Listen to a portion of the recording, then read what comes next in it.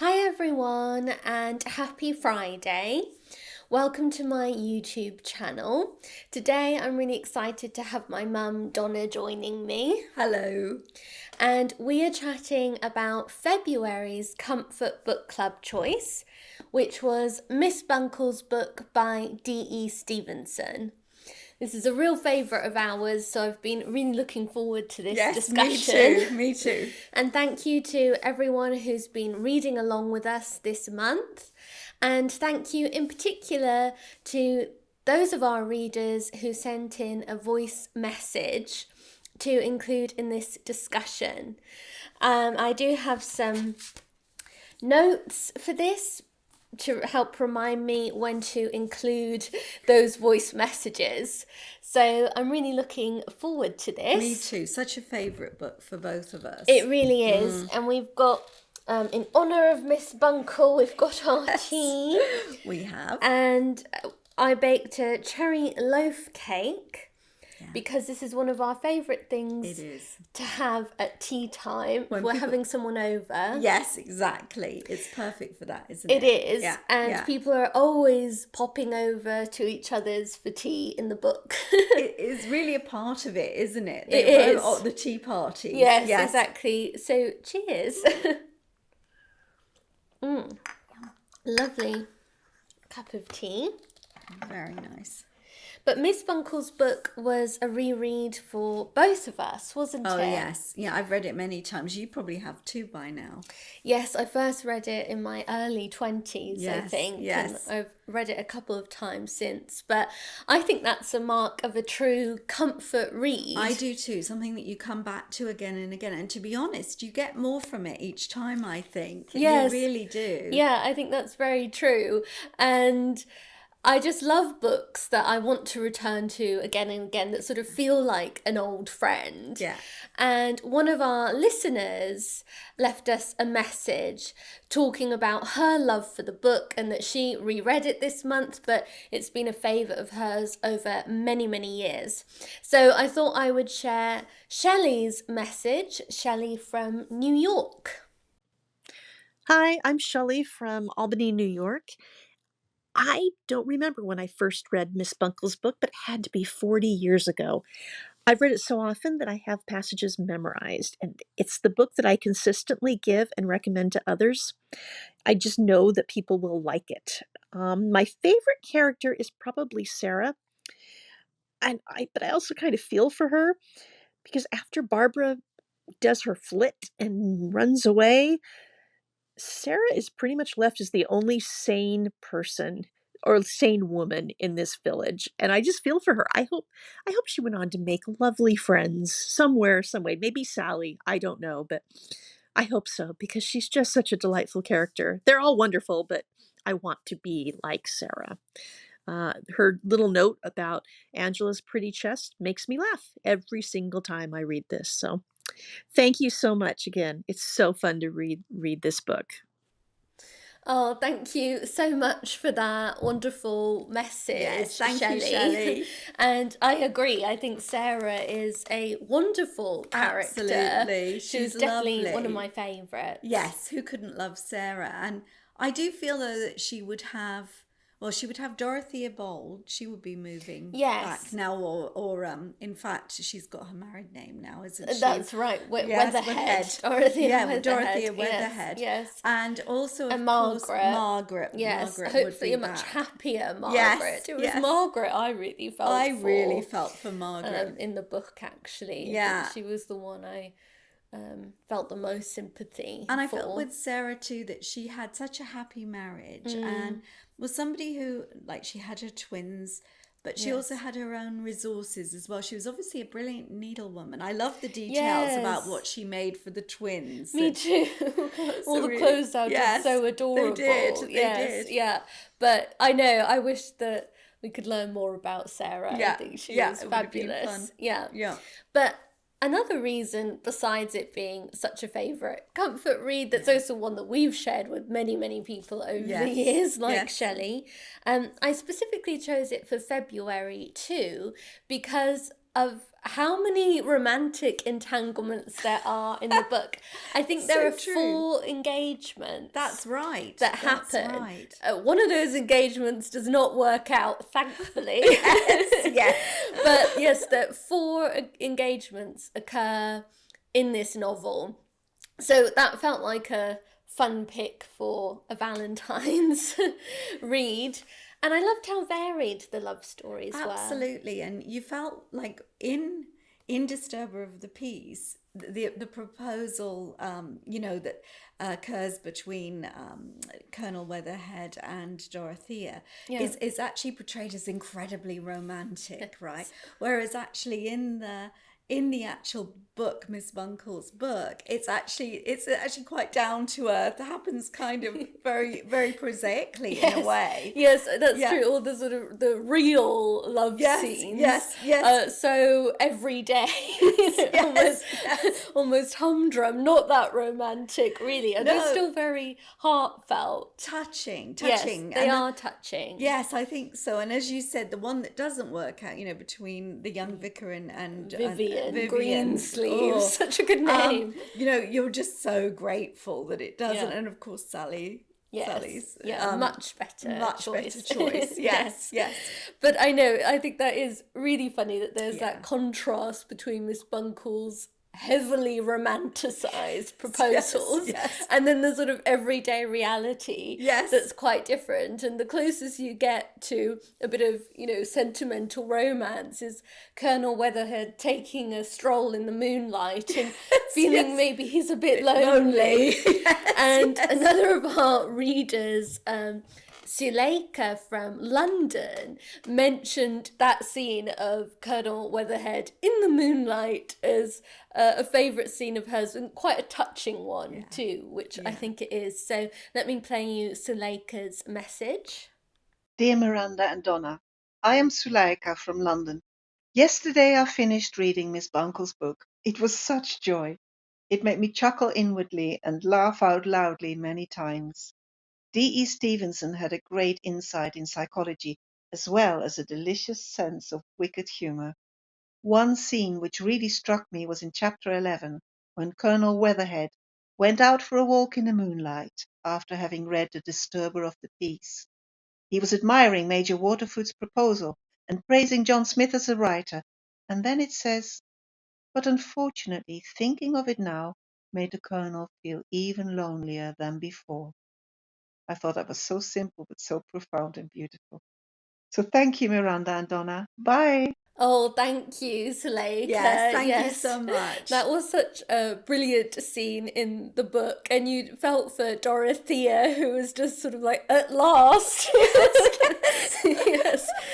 Colonel Weatherhead was one who read the book and didn't recognise himself at all. I thought it was hilarious, where he's saying like, oh, it's like a chap in the regiment. I know, good sort of chap. Yes, I know. I loved that too. She does have that sardonic sense of humour. Oh yeah, she does. Yes, it's so brilliant. Yes, and it's hilarious how life does begin to imitate art in the book. That's just so much fun. But we were talking about this. We couldn't really think of another similar book. Not at all. The same sort of plot or structure. No, I really couldn't at all. No, and I think that makes it very novel and also very special. Yeah. I love this. I know, me too. And you have always the ethereal, like sort of, I don't know what would you call it, but sort of the third person. Yeah, the sort of omniscient yes, exactly. narrator. Which I think was the sardonic humour is sort of a bit more pointed through that sort of part. But the way that it's about a woman sort of writing a book and everyone finding out, that hasn't really been done, I don't think, elsewhere in literature. And I really enjoyed that. Well, do tell us if you know of a book like if that. you know of a book like that, then do let us know, because we were racking our brains and couldn't think of one. And really, it's such a funny and clever plot line. It is. I think. And this idea of a story within a story has, of course, been done before. Yes. But I think that this is an exceptionally funny way of doing it. And the way she gets live imitating. Exactly, the yes, the life art. imitating her book. That's Yes. really fun how that starts to happen.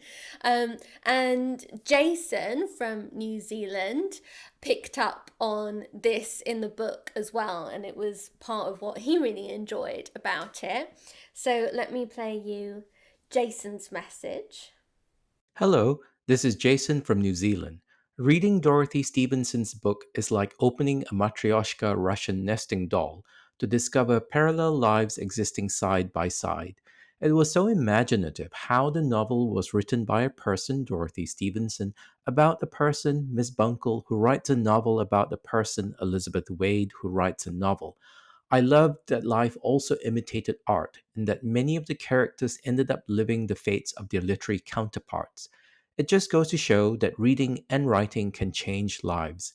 The episode about the drawing room meeting organized by Mrs. Featherston Hogg that descended into chaos, with Mrs. Goldsmith going on a tangent to explain how no electricity ever gets near her baked goods, and Mrs. Dick insisting that no gentleman guest staying in her establishment has ever spent all night in the ladies' garden playing on a mandolin, was just hilarious. Miss Bunkle's book was the perfect comfort read that swept me along until I lost track of time. Miranda and Donna, thank you for the recommendation. Oh, thank you, Thank you, Jason, for Jason. your wonderful message as always. Yeah. So glad you enjoyed Miss Bunkle, and yes, really agree with all of those points. I think Dee Stevenson was having so much fun Yes. writing about the life of a writer. There's so many hilarious parts. You know, the way Yes. she gets scribbling all through the night, and she doesn't want the poached egg, and then realizes she was hungry, and Dorcas saying to her, "We could try hens," you know. You feel a bit sorry for Dorcas having to put up with, this writer. I love the bit where Miss Bunkle gets all of these conflicting reviews of her book that sort of make no sense whatsoever. No. And Mr. Abbott is so pleased with one of the reviews, says her work is like perverted and horrible. And she says at one point, "Oh, I don't think they could have read the book at all." And you think, no, that's true probably for a lot of reviews. And I'm sure D. Stevenson found that. Exactly. I thought, she just had so much fun sort of poking fun Yes. at those elements of a writer's life. And also her pleasure that is expressed through Miss Bunkle of getting to move characters Yes. about and letting them do just what you want them to do. Yes, I mean, if as readers we escape into books, you can tell writers really live their books often if they're of the Yes. D. Stevenson ilk. Yeah, exactly. yeah. And I love how Miss Bunkle thoroughly enjoys herself doing that. And in The Pen is Mightier. Yes, exactly. Yeah. Exactly. I love the idea of that. I mean, it carries on the same idea that in fact the story does make people in real life do things. And that's obviously Yes. going on in the next. Oh, exactly. Well, I one think there's too. one of the best proposal scenes for book lovers Yes. in this book. I think so. Being proposed to sort of via a suggestion in a manuscript. I love I think that would steal any Yes. bibliophile's heart. Absolutely. But yes, I loved that reference of the story being a bit like a Russian doll, like Yeah, that's a Jason clever said idea. as It really well. is. Yeah, Yeah, and there yeah. are so many different kind of layers to the story And in that voices way, within it and too. voices, and there is, as you were saying before, this overarching voice of the author. Yes, you yes, know, yes. who's apart from Miss Bunkle. Yes. And you get the feeling that that authorial voice is certainly more knowing than Yeah. Miss Bunkle. Yes. The whole relationship between Miss King and Miss Pretty, Yes. Miss Bunkle doesn't understand. No, And you feel no. the author does understand. And it was quite unusual to put a lesbian relationship in a book of that time. Yes. It's not explicitly not stated explicit. in any way, but you feel the author is Yes, aware, yes. even if Miss Bunkle isn't. Yes, exactly. But it's a very tolerant. Yes, book. it's in fact she's a lovely character, Miss King, isn't Yes, she? And yeah. her relationship with John the doctor, Yes. because they grew up together, and Yeah, his exactly. admiration of her, and the feeling that she was somewhat cheated for not being yes, able given to a proper go on education. and be a doctor herself. Or Yes, yes. Yeah, exactly. Yeah, I thought yeah. that was a really touching scene between them. Yeah. When he urges her to go abroad with Miss Pretty. I Yeah. really enjoyed that. But I think that's another great strength of D. Stevenson's writing is you get so caught up in the lives of all of these characters, and there's really a surprisingly large list of characters in this book. There is. But you end up caring about And a they're lot so of them. believable. Even the old gentleman who wants his tea and he's deaf and everything at the tea party. And even the ghastly ones, you kind of just enjoy their ghastliness. So true. And in the introduction to this edition, the Persephone Classics edition, the sort of preface writer notes that you could almost walk Silver Stream, the way that it's all laid out. That's right. So precisely. Yes. The reader could almost, find their way around Silver Stream. The description at the beginning of whose buns come early and where they're situated. I think Aline Templeton means you really could follow the route of the boy. Yes, exactly. Yeah, exactly. Yeah. And one of our readers called in saying that she really sort of felt so much for the characters, and she felt moments of angst when there were anxious moments for them, and also laughed along with them. So I thought I would share Cristina from Spain's message with you all. Hello, Miranda and Donna. Thank you very much for giving me this opportunity to join your wonderful book club. Miss Bunkle's book has been an astounding surprise to me. I never imagined, when I began to read it, that I was going to love it as much as I did. I've burst into laughter in many occasions. I've also felt deeply touched in others, and even I felt angst, for instance, in the children's party chapter.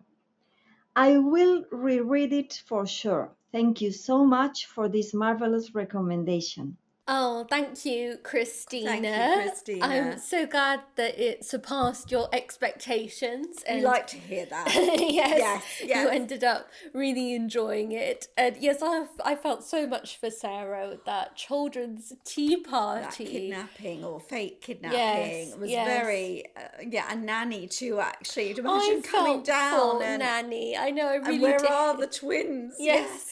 And I enjoyed that side to the book too, that you did get perspective, not just from the sort of middle class, upper middle class people, but also from the working class. Yes, very much. Like Nanny and Dorcas and Yes. Millie and other ones. Yes, who always knew all the gossipy gossip. friend. Yes. And I enjoyed getting that side to things. Me too. It was as very well. it really covered all aspects of society in this small village. Yes, I felt. that's true. It really brought to life all of the village. Yeah. But as Cristina touched on there too, humour is such a huge part of D.E. Stevenson's writing. Yeah. She has such a wry sense of humour. Very much. There's such subtle irony to a lot of her writing. I just love it. I mean, I laugh out loud myself. I do too. And I mean, there are little things like, you remember how Mr. Abbott sort of wonders why she writes such perfect English, Miss Buncle, but she tends to get her grammar mixed up with when she speaks. When she speaks. And then someone else comments upon somebody saying, it's me, but she said, but he would probably say it's I, because he's so pretentious. It's a different set. But you sort of think this is D. Stevenson giving a nod to yes, exactly the difference between written and spoken English. Yes. And I think one of my favourite scenes I found absolutely hilarious was when I think it's the Snowdens, Mr. Snowden. Oh yes, and the two daughters. And his two daughters. Izzy has the dreams. Yes, and their Yorkshire mother coming back, who always embarrassed them a bit with their Yorkshire accent. Yes. And so Mr. Snowden erects this pink marble sarcophagus over her grave, and the vicar is absolutely horrified. And I love their encounter. That just has me in stitches. It's so funny. Yeah. And the change from I think it's she like is but sleeping or something like that to rest in peace. That is so good. I loved all the bits about the weather too. It's the weather always is dreadful. Absolutely dreadful there. Yes. Yes, you really know you're in England. Yes. When you read Strong sense of place here. Yes. And even in the way that she makes fun of British people always using the weather as a crutch in discussion when you don't know what else to say to someone. Always fall back on the weather. No, that's absolutely hilarious. But to wrap this up, I thought I would share Jenneth's message. Jenneth from South Africa left a wonderful voice message, also saying how funny she found the book, but also saying it had a really satisfying ending. And to sort of paraphrase Oscar Wilde, I think that that's really true. You know, it's so satisfying with fiction when the good end happily and the bad unhappily. Exactly. And you feel everyone Feels gets just their right. sort of just desserts, really. Yes. In this one. And Barbara gets to go off and escape it all. Yes, and live in Hampstead. Yes. Which isn't so bad, is it? But she moves on again. She does later. move on again. Yes. But yes, so I thought I would share Jenneth's message with you all. Hi, Miranda and Donna and the Comfort Book Club. It's Jenneth here from Cape Town, South Africa. Thank you for this delightful romp of a book. I chuckled my way through the tongue-in-cheek delights. The characters either charm or disgust in their own special ways. And what satisfying endings within endings. I felt as though I'd read a few books in one. So very happy for Barbara to get all the best of her written dreams come true, especially the one saved up for the final page. Oh, thank you, Jenneth. Yes, that's Thank so you, true. Jenneth. And very true that both Elizabeth Wade and Barbara Yes, get their very happy endings. It's very true. And one thing about that too was I loved the use of clothes and the description that was of clothes. fabulous. In there was book. the element And of Cinderella in that. How there she was gets so Barbara's transformation very much comes about through clothes and hats. And hats, yes, and how she obviously looked simply frightful before. I loved that. But thank you so much for everyone who read along with us. Thank you, like I said, especially to those who left a voice message. I hope you've enjoyed today's discussion. Just final few things to share. I have some suggestions of what to read next if you enjoyed Miss Bunkle's book. There's, of course, Miss Buncle Married is the next one in the series. It's actually a trilogy. So there's Miss Buncle Married and the two Mrs. Abbotts. Yeah. So highly recommend reading those if you enjoyed Miss Bunkle's book. Any D. Stevenson, they're all a delight, and they're also varied, I must say. Yes, that's very true, actually. Yeah. She was really quite a varied writer. She was. And you think Mrs. Tim of the Regiment is another favourite of mine, but it's quite different from Miss Buncle. Very much so, yes, but equally as enjoyable to me, actually, yes. And then we're announcing the next few Comfort Book Club reads today. So I've got them down here. You should already know March's choice because that was announced quite a few months ago. But that's The Unexpected Inheritance of Inspector Chopra by Vasim Khan, which should provide some much needed warmth, at least for those of us in the Northern Hemisphere, in March. So looking forward to that. Then April's choice is perhaps a somewhat predictable The Enchanted April by Elizabeth von Arnim, but this is such a favourite of both of ours. It's such a huge favourite for both of us. We couldn't not do it. Couldn't not choose it for the Comfort Book Club, and it's obviously a great April read.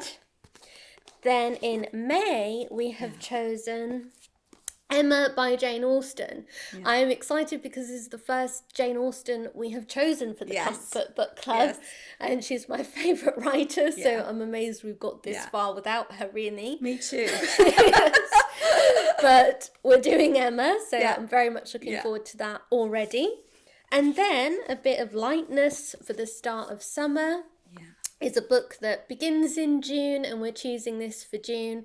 It's A Sky Painted Gold by Laura Wood, who is a modern writer. She's written quite a few YA novels. I think this is one of her best. It's set in Cornwall in the 1920s kind of era, and it's partly inspired by books like I Capture the Castle, and it's just a fun, sweet, light read.